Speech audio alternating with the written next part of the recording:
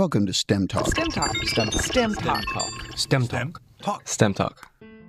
Welcome to STEMtalk, where we introduce you to fascinating people who passionately inhabit the scientific and technical frontiers of our society.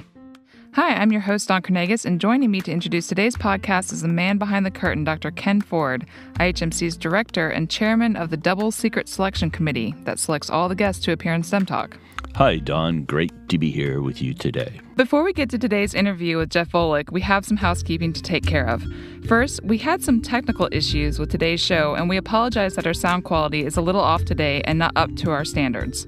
Second, we really appreciate all of you who have subscribed to STEMtalk, and we are especially appreciative of all the wonderful 5-star reviews piling up on iTunes. As we announced in several earlier episodes, the Double Secret Selection Committee has been continually and carefully reviewing the iTunes reviews with an eye toward selecting the wittiest and lavishly praise-filled reviews to read on STEMtalk. As always, if you hear your review read on STEMtalk, just contact us at stemtalk@ihmc.us to claim your official STEMtalk t-shirt. And it's a cool shirt indeed. Mm-hmm. So today, our winning review was posted by someone who goes by the nickname K. Polzak. It's titled, Terrific Content and Delivery. This podcast is terrific. It provides the perfect amount of introductions and depth while also covering a wide range of topics. I've started playing it out loud in my lab so everyone else can get hooked too. Awesome. Well, thank you, K. Polzak, and thank you to all the other STEMtalk listeners who have helped STEMtalk get off to such a great start. And now, on to today's interview with Jeff Volek. Dr. Jeff Volek is a registered dietitian and full professor in the Department of Human Sciences at Ohio State University. For the past 20 years, Jeff has studied how humans adapt to carbohydrate-restricted diets. More recently, his work has focused on the science of ketones and ketogenic diets and their use as therapeutic tools to manage insulin resistance, plus their potential to augment human performance and resilience. Jeff is also a founder and chief science officer at Virta Health, a company that he and his colleagues have put together dedicated to reversing diabetes, which has become epidemic in the United States and around the world. The company's bold mission is to reverse type 2 diabetes in 100 million people by 2025. Jeff helped co-author The New Atkins for a New You. The book came out in 2010 and spent 16 weeks on the New York Times bestseller list. It is an updated, easier-to-use version of Dr. Robert Atkins' original 1972 book, Dr. Atkins' Diet Revolution. In addition to the New Atkins book, Jeff has co-authored 4 other books, including The Art and Science of Low Carbohydrate Living and The Art and Science of Low Carbohydrate Performance. Both books delve even deeper than the New Atkins did into the science and application of low-carb diets. STEMtalk. STEMtalk. Hi, I'm your host, Don Carnegas, and today I'd like to welcome to the show Jeff Volek. Jeff, welcome to STEMtalk. Thank you. It's a pleasure to be here. And joining us today, we also have IHMC's director, Ken Ford. Hi, Don, and hello, Jeff. Hi, Ken. So, Jeff, let's start at the beginning and discuss when and how did you first become interested in science? Well, my first interest was nutrition. I started out in dietetics and was on my path to becoming a registered dietitian. And I guess it was early 1990s. I was in my dietetic internship and started to question everything that I had been taught, which was quite an interesting time in my life. It had essentially decided to experiment with a low-carb diet, and quite to my surprise, I responded very favorably, and this just sent me down a path of questioning everything that I'd been taught in my dietetics courses, and that, to kind of make a long story short, I realized I had to go down a path of science in order to sort out in my own mind what was the disconnect between what I was learning, what I was experiencing in my body. And the more I got into the literature and trying to understand metabolism on a much deeper level, the more I realized most of what I'd been taught was a lot of half-truths at best. So that took me down an academic path that led to experiments that I had conducted in humans primarily that we fed ketogenic diets and confirmed they were resulting in primarily very positive responses. And fast forward 20 years later, here I am still trying to understand how humans respond to low carbohydrate diets and ketogenic diets in particular. It's absolutely fascinating. So back in the 90s, when you were talking about being in school and studying to be a dietitian, from what I understand at that time, you were looking at a very low-fat, high-carb diets and were thinking that was the way to go. And again, from what I understand, you started to work with diabetics and something didn't seem right. Is that what led you to start studying low-carb diets? Well, that was certainly part of it. I was in the hospital counseling type 2 diabetics and really questioning in my mind why I would be recommending they consume over half their calories from carbohydrate when metabolically their disease was one in which they had trouble processing carbohydrate. And I, of course, blamed myself, thinking I didn't understand the metabolism right. And so that was part of it. And the other part of it was my own personal experience, because I decided to change my diet, which at the time was very low in fat, high in carbohydrate, because that's what I thought was optimal and healthy. So it's really a combination of my own personal response to a low carb diet, plus questioning the logic and the information that I had been taught. So diabetes is perhaps the greatest healthcare challenge we face as a society overall. Nearly 30 million Americans have type 2 diabetes, and more than 80 million are pre-diabetic, which drives costs nationally to more than $300 billion a year. To put that in perspective, NASA's budget, the entire budget, is about $19 billion a year. And unfortunately, not on the same growth trajectory as the diabetes cost. So the impact of diabetes on the sustainability of programs like Medicare is profound, with 1 of every 3 Medicare dollars being spent on type 2 diabetes. Well, that's exactly right, Ken. I mean, you've put your finger on something very important. I mean, it's staggering, the problem that we're facing, and the outlook doesn't look very good if we continue down the same path. Traditional lifestyle and drug approaches for managing diabetes have been unsuccessful. So the numbers, unfortunately, are continuing to skyrocket. We really have a near out of control situation. Yeah, and Jeff, as I understand it, the traditional treatment and management approaches are, relatively ineffective, and unsurprisingly, only actually reverse about 1% of the cases. Is that correct? That's right. The response to drugs and traditional lifestyle approaches have really been a major disappointment. So the spontaneous remission rates for diabetics, according to Kaiser Permanente, are less than 1%. So it's a devastating diagnosis for folks. Yeah, absolutely. Life-changing. So Virta, a company that you helped found, recently had an official launch that coincided with the publication of a paper in JMIR Diabetes Journal. And that paper reported on the results of a study that looked at whether sustained carbohydrate restriction and nutritional ketosis could be part of a comprehensive intervention that would allow people with type 2 diabetes to improve their glycemic control and decrease their medication use and lead to relevant weight loss. Can you talk a little bit more about that? Well, sure. Virta is a company that I founded with my good friend and academic colleague, Steve Finney.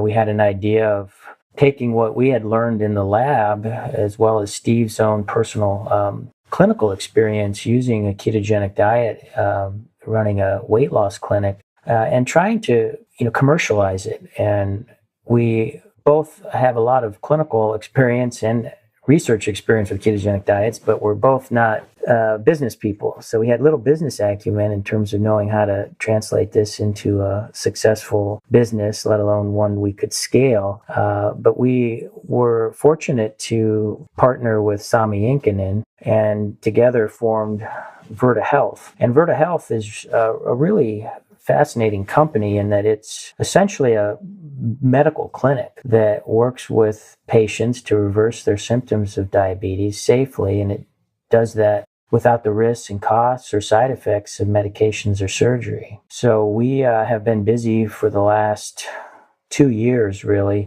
designing a clinical trial and enrolling patients into that trial. And the publication you were referring to is really just a first look at our interim results that we published a few months ago. The trial is still ongoing. It's a 2-year intervention using our VERTA program. And I think most patients now, I'm pretty sure actually all patients are past a year. So what you're seeing in terms of the publication is just the data on 10-week outcomes in that cohort. And the results are transformative in terms of the reversal of diabetes in over half the patients. And that occurred while we were getting them off the majority of their medications. Yes, Hippocrates had some relevant things to say about this. You know, his famous quote that's attributed to him, "Let medicine be thy food and let food be thy medicine." Mm-hmm. It seems that's sort of what you're up to. Well, I think Hippocrates had it right. We've underestimated the power of good nutrition and unfortunately been promoting, in the case of diabetics anyway, the wrong type of nutritional approach. When you get it right, some very remarkable results are possible. We're not just slowing down the disease, we're actually reversing it, and we think we can keep it in remission. So, in essence, people don't have the disease anymore based on any of the standard signs or symptoms that are typically used to characterize type 2 diabetes. It's really exciting work. So I want to dig a little bit into the mechanism. So why specifically at the cellular level would this approach work? Is it the reduction in glucose alone, or are the ketone bodies playing a role? Well, certainly the VERTA program, it's a holistic program. We use technology as well as science, nutritional biochemistry. And I don't want to emphasize the importance of the continuous remote care and the mechanism by which we deliver the care. But at its core, what we're really trying to achieve is nutritional ketosis in these folks, or at least the majority of type 2 diabetics, because we know that's where we see the most optimal outcomes is when they're in a state of nutritional ketosis. And increasingly, we're learning that this metabolic state of ketosis has broad spectrum health benefits. In the case of a type 2 diabetic, we're essentially counteracting their insulin resistance, which is the hallmark of the disease. We're enhancing their ability to oxidize fatty acids and ketones, and they don't require insulin in their metabolic processing. So despite the fact they may have a very strong genetic insulin resistance, and we may or may not be able to actually reverse the insulin resistance, but in some ways it's a moot point because we're freeing them of that insulin-dependent mechanism by which they need if they're going to oxidize carbohydrate. So we're accelerating their own burning of body fat and dietary fat and ketones, which essentially reverses their disease, and their hemoglobin A1Cs come down, their blood sugars come down. There's major weight loss associated with the program as well. So we seem to affect their ability to regulate their food intake in a very profound way, such that weight loss is we kind of refer to it as a side benefit of being on the program. Why do you think some patients respond so remarkably, favorably, and others not so much? Is it a variation in willingness to effectively do the diet, or is it, you think it's genetic variation? Do you have any thoughts on that? Well, I will say, there's a lot of potential factors that range from, true biological factors that contribute to how you respond to a ketogenic diet, or more likely, in many cases, people aren't following all the principles of a well-formulated ketogenic diet. And, you may get, 5 or 6 of those principles right, but if you miss just one, you may not be able to really make the diet stick and make it sustainable and optimal. So this isn't a type of program that you can casually approach and not and expect optimal results. So I think when you get all these principles right, the vast majority of people respond beautifully to it. And part of this goes back to the fact that the ability to keto adapt is something that it's like a metabolic blueprint that it's embedded in our genetic code. It was such an important metabolic process during evolution.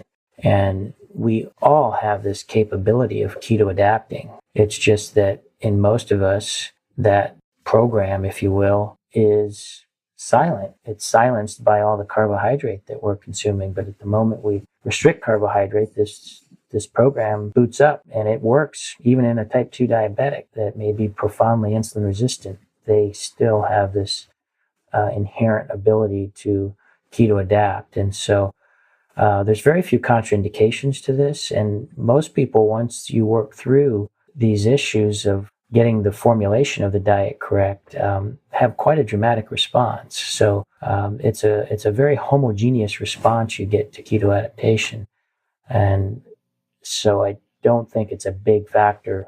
So Jeff, just really impressive work that you guys are doing. And Virta's mission is to reverse diabetes for 100 million people by 2025, which seems like a huge undertaking. So is this a realistic number or more of a stretch goal for you guys? Well, it is a big number. And I think we're definitely on a good trajectory. We're still in the early days. The other part of that mission is to achieve those numbers by 2025. So we have a few years to get there. And I would say everyone in the company is very driven to reach those numbers. We certainly have many more than 100 million people on the planet with type 2 diabetes. So the numbers are there, unfortunately. The way we get there, and this is the other part of the company that's equally fascinating, is sort of the whole science behind the nutritional biochemistry and the keto adaptation, is that we're implementing individualized continuous remote care. So this program is all delivered digitally, where individuals have 24-hour access to health coaches. And this really allows us to reach more people, and it allows us to personalize the program. It's also medically supervised, so we have Virta physicians that we're working on getting licensed in every state. Okay. So you basically have real-time access to expertise, health coaches and physicians to manage and answer questions and help you work through the program. This is very different than standard of care now, where it's not as patient-focused. Doctors just don't have time to do that. So, the technology piece of it, I believe, will really help us get to those really large numbers, get to 100 million people. Could you talk briefly about the business model? Who will pay for this process, and how do you see it shaking out? Well, Ken, you mentioned that the healthcare costs associated with diabetes are just staggering. We're talking about billions of dollars, not millions of dollars. And so somebody's paying the bill. And in many cases, for large self-insured companies, it's them. It's the employers. And so one of the, our targets is to offer our program to companies that are insuring their employees. And if we can, get access to those employees and reverse diabetes, we're saving that company a lot of money. And the estimates now are, it costs about $10,000 per year on top of normal healthcare expenses if you have a diagnosis of type 2 diabetes. So we're offering our program to companies in the hopes they'll see the return on investment of reversing diabetes in their employees. And not only do you save them direct money, from reduced healthcare costs, you get better productivity, better morale from employees if they're healthier. So that's the primary business model, is to to offer this to enterprise customers who would benefit from a healthier workforce. It makes a lot of sense. Absolutely. And so staying on this business side of things, you had mentioned that Sami Inkinen, who founded the real estate website Trulia, had helped found Virta and raised $37 million in venture capital. And from what I understand, despite being an endurance athlete, he discovered 5 years ago that he was pre-diabetic, namely because of his diet, which contained a lot of sugar and refined carbohydrates. So how did he cross paths with you? Well, that's right. Sami is quite an accomplished athlete, and I don't know if you can exercise more than Sami was. And despite that, he was on a trajectory to developing diabetes. And so, I believe Sami first crossed paths with my colleague Steve Finney when he was planning to row from California to Hawaii and trying to understand how he could do this without carbohydrate, and enlisted Steve and got some advice on how to pack large amounts of fat-based fuels on the little rowboat that he and his wife were planning to go on this adventure. And that led to future subsequent conversations around some of the ideas Steve and I had around building a company, and I think it was enough to entice Sami to want to join up and partner with us, and it was a good timing. He was, I think, kind of out of getting away from Trulia as it was in the process of being bought out by Zillow, and I think looking for the next adventure and project to be working on. And so we're very fortunate that Sami's our CEO now and is leading us to that 100 million number of diabetics that we can help. Well, again, it's really exciting work that you guys are doing.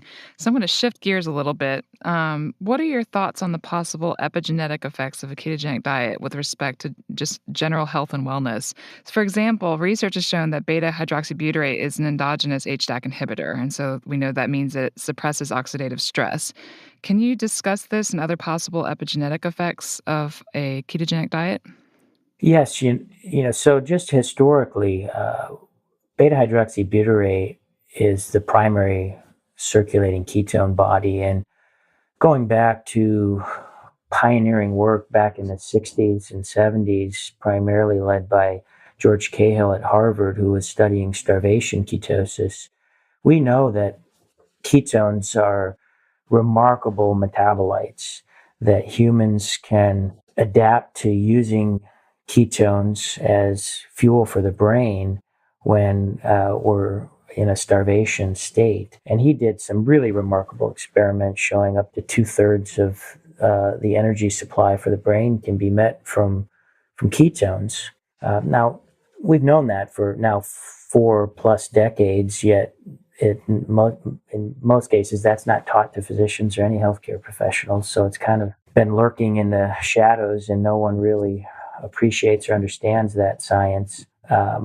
But it explains a lot in terms of the benefits that we see on a ketogenic diet when we're restricting carbohydrates, but not total calories like in starvation. So we've known a lot about ketones for a long time. It's just been misunderstood or not taught. What's more exciting, and you were alluding to this, is that we now appreciate beta-hydroxybutyrate does more than just serve as an alternative fuel when we don't have a lot of glucose available. That it's in fact acting more like a hormone. It's having direct signaling effects in cells, and we even have specific receptors on cells now that we know accept beta-hydroxybutyrate as a ligand, and we're starting to understand some of those signaling networks. And it turns out, for example, they mimic many of the pathways that have been identified as being important in longevity. And then you mentioned HDAC inhibition. So this kind of really started all the work about 3 or 4 years ago. A paper in Science worked out the mechanism by which beta-hydroxybutyrate protects from oxidative stress. And they showed it was a direct inhibitor of histone deacetylase. And this is a very hot topic now in terms of possible drugs that have HDAC inhibitory effects.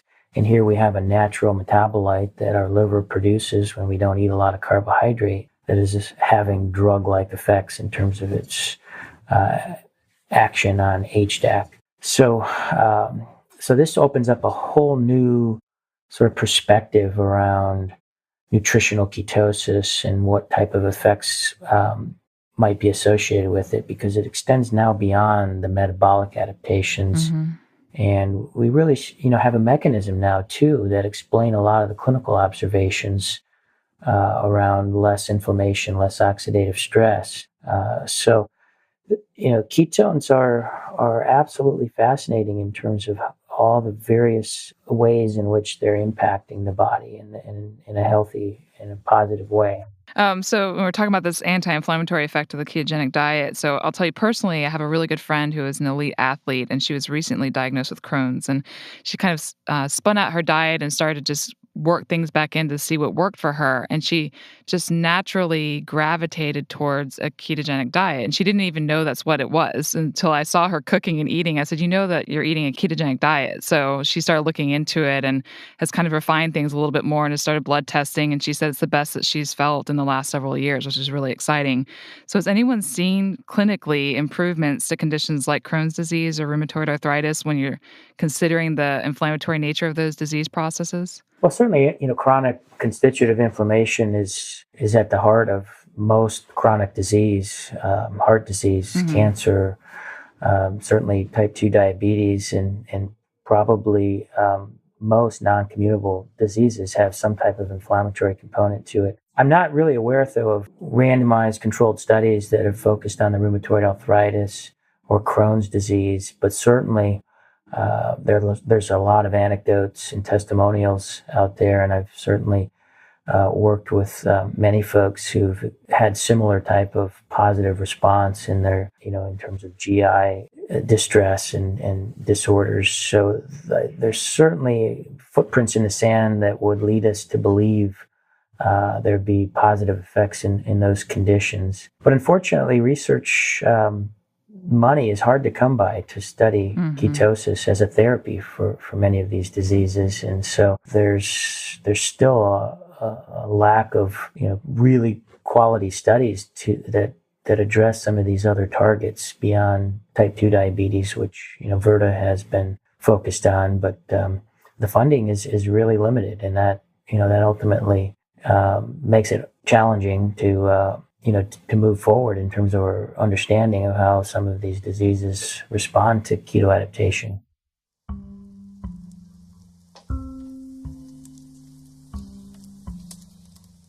STEMtalk is an educational service of the Florida Institute for Human and Machine Cognition, a not-for-profit research lab pioneering groundbreaking technologies aimed at leveraging and extending human cognition, perception, locomotion, and resilience.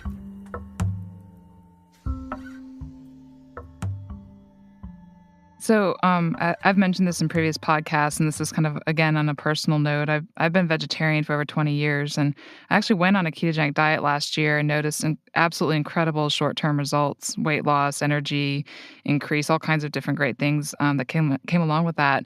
But it is a little trickier with no meat as a fat source. So I understand your new book has a chapter devoted to the ketogenic diet for vegetarians, which I'm really excited to hear. So are there any tips that you can share with us now? And also, what about vegans? It certainly can be done, but it does limit your food options. Absolutely. Of course. It depends if, at what level of restriction of animal products, you're following. If you can have eggs and fish and cheese, that certainly makes it easier. Now, the strict vegans that are avoiding all animal products, that makes it pretty tricky to be able to get your protein sources without dragging along enough carbs that makes it hard to be in ketosis. It can be done. It requires kind of threading a needle in terms of food selection and being really careful with monitoring of ketones and getting things just right. And it does reduce the food options. And personally, I think the overall compliance and success is a little better when you have more options. And so we don't really prescribe a vegetarian diet unless it's a personal choice from one of our participants in the research study or a Verta patient. I was talking to a woman the other day who was telling me how difficult it was for her to stay on a ketogenic diet or even really seriously start one because she was, and she admitted it, that she was irrationally fat phobic. And she had this concept that she scientifically knew was untrue.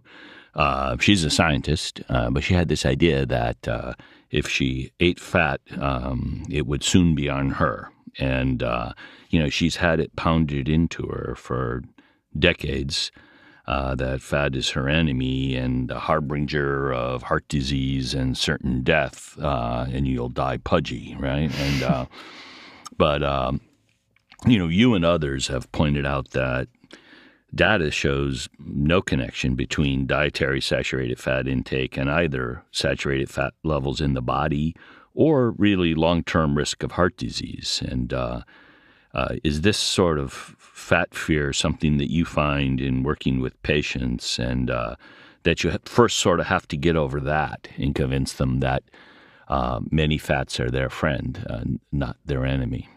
Absolutely, Ken. I mean, you stated that very accurately. There's certainly a fatophobic mindset out there, and it's deeply embedded in the minds of many people. And some people, it's very challenging to overcome. And unless people do that, though, they really will jeopardize their ability to succeed on this program. You really have to make peace with fat, especially as you enter into a weight maintenance phase where you have to increase your consumption of fat in order to get the calories you need. And if you do that with protein or carbs, you're not going to stay in ketosis. So overcoming that fear is really important. And in some people, it's an ongoing type of counseling and reinforcement that you need. And usually, people will finally get it, and it'll click that, hey, fat is my friend. It contributes to satiety. I actually need it for fuel. And that's when they really start to get comfortable and really move toward a sustainable long-term lifestyle that works for them. On page 236 of Rob Wolf's new book, Wired to Eat, he reports that lipidologists that he knows, and I've run into this also with lipidologists, are quite wary of the LDLP, the particle numbers that they see in some of the people trying out the ketogenic diet. And he talks in his book about experience that folks have related to him, upping the carb intake in these people to 100 or 150 grams a day seems to drive this number down. What are your thoughts on this? It's going to take these people mostly out of ketosis when they do that. Well, the whole cholesterol theory of heart disease and the cholesterol response to diet, this is a massively complex topic. Certainly the LDL cholesterol theory of heart disease has more holes in it than Swiss cheese.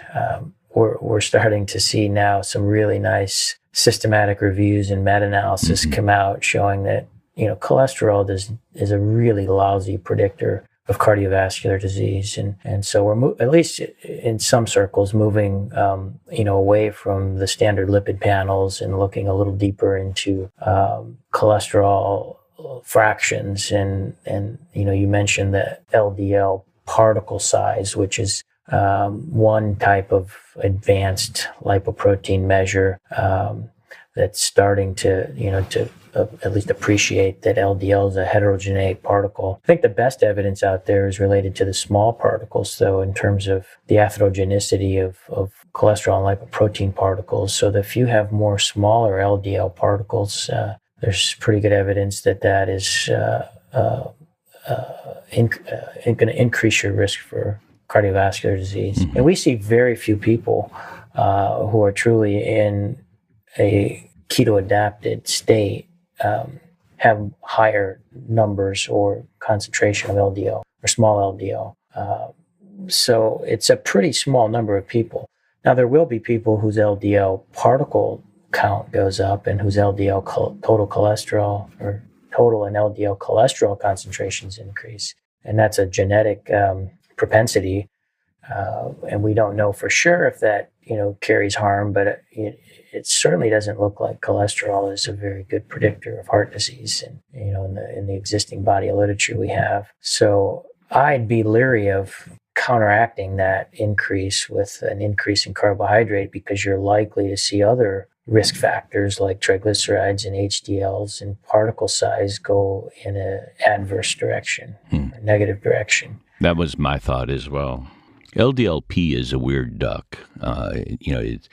In the literature, it's more strongly correlated with heart disease by far than LDL cholesterol itself. The particle count seems to matter, but that we don't know what that means in the context of a person in ketosis, and with particles that are the right size, that are a size not associated with heart disease.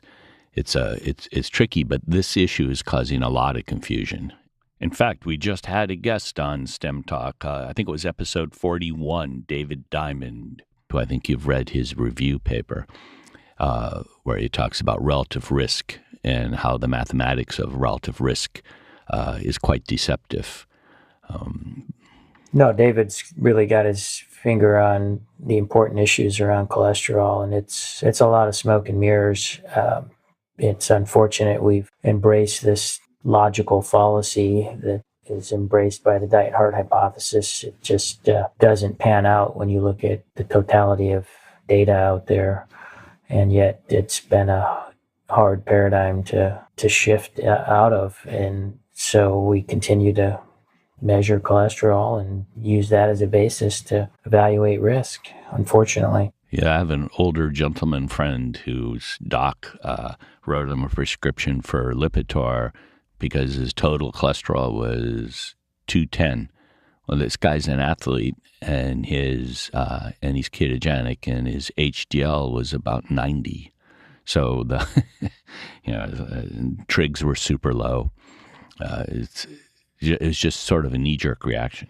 But we really do need a long-term heart outcome study, and it'd be great if we could get a project like that off the ground. Mm-hmm. And it wouldn't, be something where you'd want to hold your breath and you'd have to be patient and wait for the data, probably at least a decade. But we just don't have any information on heart outcomes in any of the long-term studies now. They don't have subjects that are on ketogenic diets in them. So ultimately, to put this issue to rest, we do need to be planning and working toward some long-term ketogenic studies. I think you'll have the best data on this through Virta. You're going to have, if you get even close to the numbers you're talking about, you'll have this kind of information and be able to draw conclusions from it.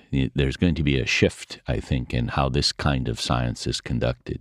Well, we certainly agree with that, and we're very much a science-driven company, and collecting data and using that data to improve our program on a sort of constant basis, and evolving over time and improving our management of our patients. So, Jeff, over the past decade or so, there's been a lot of focus on the human gut microbiome, and scientists around the globe have been examining how gut microbes can improve both health and prevent disease. A key consistent finding of this research is the importance of fiber in maintaining a healthy gut. Can you talk about the role of fiber in a ketogenic diet? Well, that's another great question. Again, not a lot of focused research on that question, though, unfortunately, but certainly have some thoughts on what might be going on in the keto-adapted state. So we recommend fiber for folks on a normal low-fat, high-carbohydrate diet for a variety of reasons, but one of them is that soluble fiber in particular provides a substrate for bacteria in the gut, and one of the products of interaction with gut bacteria is production of short-chain fatty acids. Chief among one of those is butyrate. Mm-hmm. And butyrate is pretty universally accepted as a positive metabolite for gut health. Colonocytes love butyrate. It seems to be a preferred substrate and promotes generally gut health. And so that's one of the reasons that fiber is recommended. What's intriguing is the potential for hepatically or liver-derived beta-hydroxybutyrate to serve the same purpose. Mm-hmm. So when you're in ketosis, the liver is producing perhaps 50, 100 or more grams of beta-hydroxybutyrate, which is chemically very similar to butyrate, just a hydroxyl group difference. And it's quite possible then that you're providing a form of butyrate for the gut when you're in ketosis. In other words, you're decreasing your requirement for fiber because your body's producing that butyrate. Mm-hmm. And I think that's why we tend to see in a lot of folks improvements in their Crohn's or in their irritable bowel syndrome, because we're probably improving their gut microbiome and providing a source of butyrate. So do you think someone on a ketogenic diet would need a different amount of fiber per day compared to what has been recommended by, say, the Institute of Medicine's recommended 25 grams of fiber a day for women, 35 grams of fiber for men? We know that most Americans consume much less than that. So would someone on a ketogenic diet potentially need less fiber in their diet? Yes, Yeah. they would. Okay. A ketogenic diet would decrease your requirement or need for soluble fiber. Yeah. So now we will again shift gears and talk about ketogenic diets in the context of human performance, both for endurance and also power-oriented activities. Yeah, so for decades, recreational and competitive athletes have religiously consumed a diet rich in carbohydrates to fuel their performance. I can say as a swimmer, I remember the big old plates of spaghetti pasta that you would eat the night before a competition. So the conventional wisdom has been to avoid fatty foods because they have been thought to be inefficient fuel source and also invariably lead to weight gain, which is not ideal for many different athletes. But in recent years, you and other scientists, and now even quite a few athletes, have begun to question those beliefs, especially athletes who are devoted to ultra-endurance sports. And they are now turning to high-fat diets as a means to improve their performance. Can you give us an overview of this trend? Well, you're correct. There's a lot of athletes, especially in the ultra-endurance world, who have chosen to keto adapt. And in many cases, they've set course and national records. So that's essentially debunking the longstanding dogma that high carbohydrate intake is required to perform optimally. Mm-hmm. And we've been interested in this question. It's sort of at the other end of the continuum. We're managing diabetics on one end, and on the other, we're interested in how we might optimize performance, even in elite athletes or elite military personnel. So it's quite, it's quite interesting that the same technology of keto adaptation may have application across the board. So a lot of the evidence is sort of a grassroots type movement, and we're starting, just in the last few years to have some rigorous scientific investigation into whether or not this really has some merit and some credibility in the lab and when studied experimentally. And we had the opportunity to study in depth some of these elite keto adapted endurance athletes, and we're absolutely shocked at some of the metabolic capacities of these athletes and what they're able to do in terms of oxidizing fat at twice the rate as their matched high carb counterparts, for example. And even more surprising was the fact they had normal glycogen levels in the keto adapted state. So this was completely unexpected. Steve Finney had published some work back in the early 80s on keto adapted athletes and shown after 4 weeks that resting glycogen levels were reduced by about 50%, and glycogen use during exercise was fourfold lower.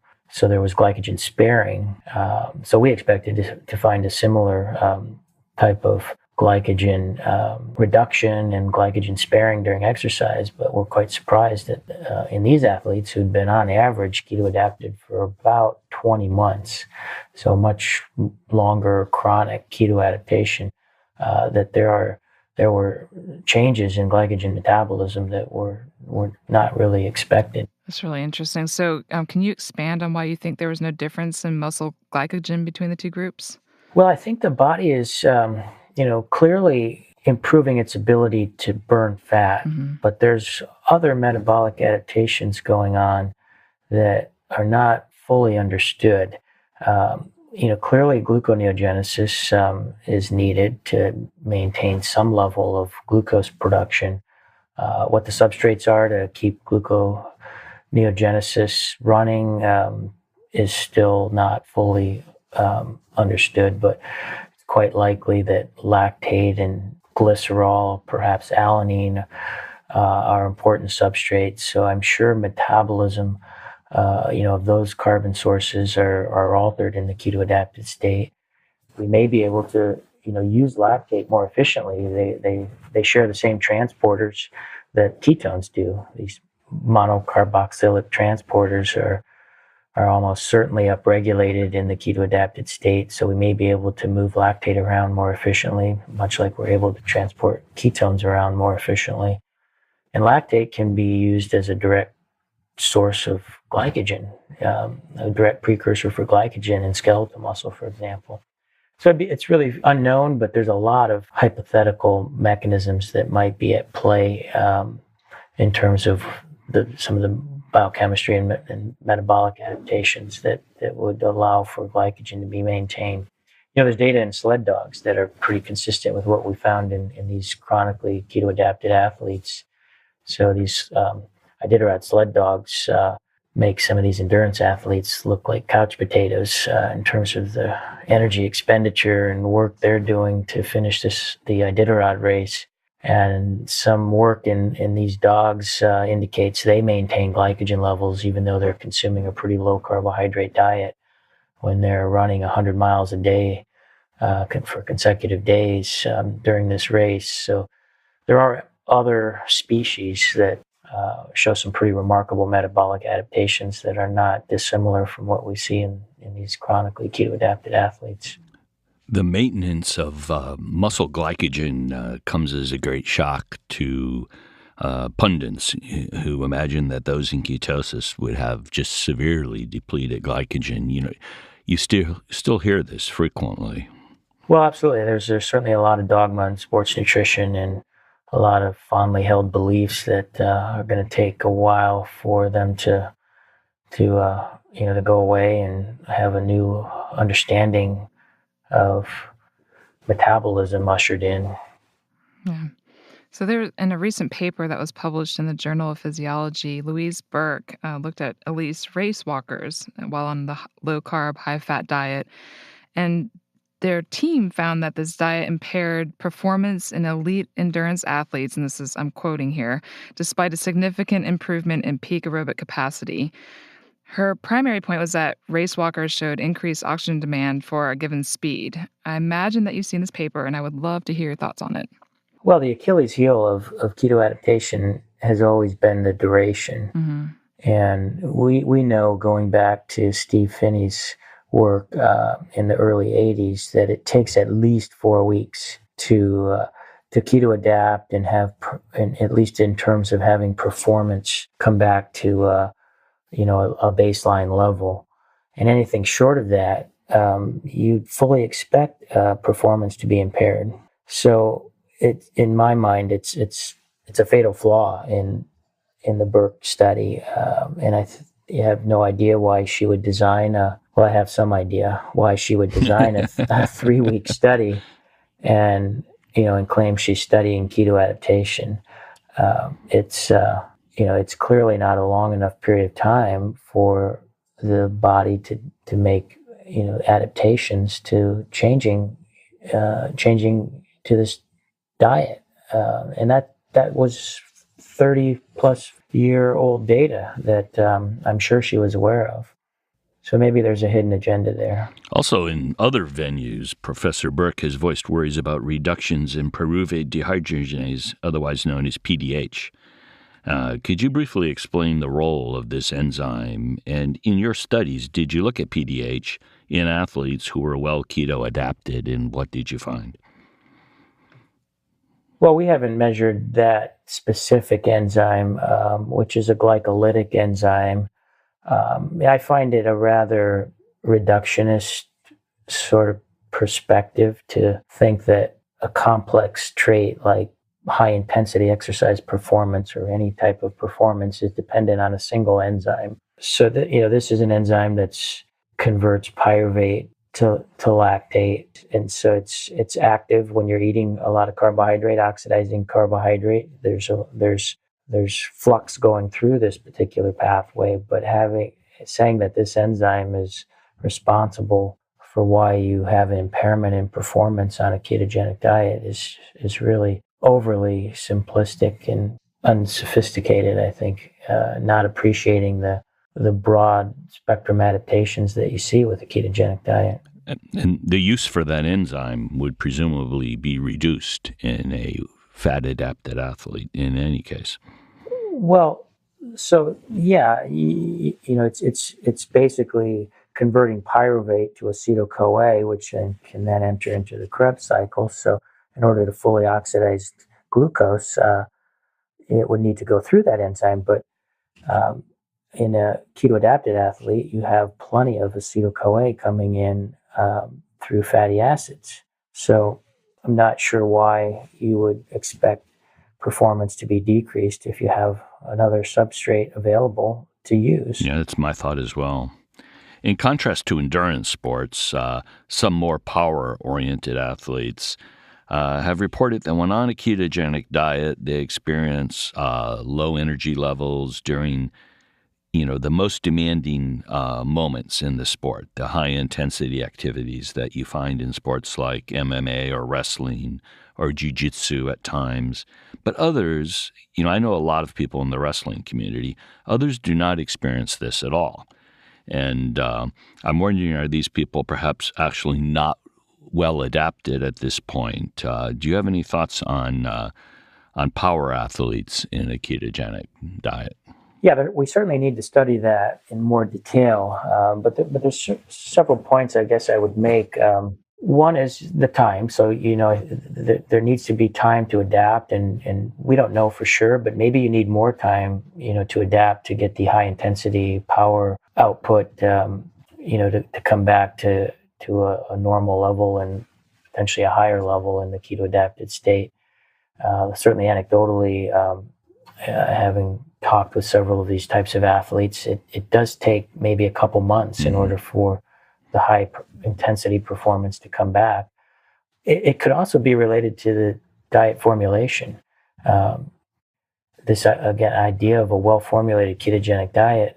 If you just get a couple components of that wrong, it could certainly translate into less than ideal performance. Sodium's a big one. If you don't compensate for the extra gram or two of sodium that you're losing in the keto adapted state, this so-called natriuresis, that has important manifestations in the body. You get hyperaldosterone, you get hypovolemia, you get a sort of sympathetic nervous system response. There's just a chronic stress response associated with that. So it could acutely affect performance, but there could be some chronic maladaptations associated with it as well. So if an athlete's doesn't understand or not compensating for that sodium loss, that could certainly explain why they may have a compromised performance. I guess the third factor that I think is underappreciated is there's often a weight loss and fat loss associated with the ketogenic diet. And even in an athlete that's pretty lean to start with, if you lose a couple kilograms in fat mass, that translates into an improvement in power to weight ratio. And that can have a very important impact on overall athletic performance. And we're seeing that I think, in cyclists who are more efficient on the cycle when they don't lose any lean tissue, but they have less weight to carry. Right. And a few wrestlers have reached out to me and said, "Hey, I feel like I'm not performing as well as I was." Mm-hmm. In both cases, it was electrolytes. The same life lesson that was beaten into them not to eat fat. They also were told avoid salt, avoid sodium. Right. And so these folks had contracted plasma volume, I imagine, by shedding sodium and water. Right, and that's exacerbated in the ketogenic state. Right. So it's even more important. But the other kind of harder concept to measure is this ability to recover. But it's one of the most common perceived benefits of being in the keto-adapted state is that athletes claim they recover dramatically faster.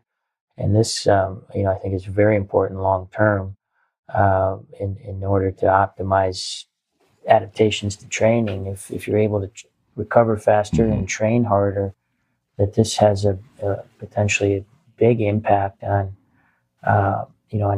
training adaptations for both endurance and strength and power and explosiveness. Mm-hmm. That was my very next question. Clairvoyant, Jeff. That was yes. Beat us to it. Not to mention health. I think the health benefits of being able to recover faster. There's just less collateral damage that you tend to see when you're trying to fuel yourself with sugars and carbs. Yeah, and you've spent a good deal of time studying keto-adapted elite ultra runners, such as the Western States 100 record holder Tim Olson. And he is the first runner to ever go under 15 hours on that very, very tough trail race. In fact, from what I understand, you collected data at the event in 2012 when he broke the record. So what did you learn at that event with regards to a low-carb endurance athlete? And how does that inform recommendations that you would make to athletes when they're fueling for a competition of this kind? Well, the Western States is a grueling 100-mile trail run through the Sierra Nevada mountains. So just a tremendous demand energetically, to finish a race like that, and to do it on carbs. I mean, just to try to slam that much sugar into your body to meet those energy demands is really rough on the body. And a lot of these athletes have a lot of GI distress and vomiting throughout the race. So we were fortunate to recruit and entice a group of the low carb athletes competing in that race to let us study them and learn about what their strategies were and how they were approaching the race. And it was very clear that the low carb athletes were consuming significantly less in-race calories. And that makes perfect sense. If they're keto adapted, they're burning twice as much fat as their high carb counterparts. And so they're able to tap into their own body fat while they're running, while they're competing. And that permits them to get away with consuming much less in-race calories, which is, a burden for them to have to take in sugar and carbohydrates during the race. So they're essentially relieved of that dependency on fueling with carbs. That's one of the biggest advantages. And we were able to recruit them to stay overnight for 2 nights. And the recovery was just phenomenal in some of these athletes. We were drawing blood the next morning, and a couple of the low carb athletes didn't show up. And when they finally did, we asked them where they were, and they were like, "Well, we felt so good, we went out for a short run." Yeah, there you go. That's pretty unheard of. Yeah. A lot of these athletes, take a month to fully recover from these races. So, again, this enhanced recovery ability is something that is, I think, very real and is probably related to less total oxidative stress, less inflammation that they have to recover from as a result of being more efficient and burning fat and ketones during the race. I'm just curious, do you see more athletes shifting towards a low-carb diet and that space? Absolutely. I'm quite amazed how many people contact me and want to learn more about low carb specifically for sport and athletic purposes. Right in my own backyard here in Columbus, there's the Columbus Crew, a professional soccer team, and they've been on a low carb diet for, I think, 3 seasons now at least, and they're absolutely convinced that it's been a positive change for them to do that, and are continuing to refine and try to dial in how to best restrict carbs in these players. But I'm getting contacted all the time from from high school athletes to professional athletes and everything in between, wanting to know more about this. So there's clearly a big interest for sure with the sports applications. One hears reports about the Tour de France cyclists subscribing several teams to a generally low-carb eating regimen, and you've discussed why this might be advantageous. And then these reports often also mention the use of exogenous ketone esters during the race. What is your take on this? And there seems to be a good bit of confusion on this topic, and I wonder if you'd just briefly address it. Right. There's certainly confusion, and that's only because we don't understand it yet. The commercialization of ketone supplements is a very new phenomenon within the last couple of years, and so we're just starting to see some papers come out on exogenous ketones like the esters, as you mentioned, and there's also other forms of beta hydroxybutyrate, in particular the salt forms that are available and people are using now. So we don't have a lot of scientific data to comment on this yet, but the little bit that's out there seems to indicate a potential performance benefit. And this is, even in the case where you are not restricting carbohydrate, so you're not keto adapted, but yet you get a acute nutritional ketosis from ingesting these supplements. And in particular, that's the way Kieran Clark and Richard Veach have approached, their research on the ketone esters is to provide it actually with carbohydrate as at least in their opinion, the ideal way to deliver the ketone ester. So this is, I guess, at risk of stating the obvious, very different than what you see in a keto adapted person who's elevated ketones naturally, through their own hepatic acceleration of ketogenesis. So now you can do the same thing in terms of elevating ketones, but provide it through the diet.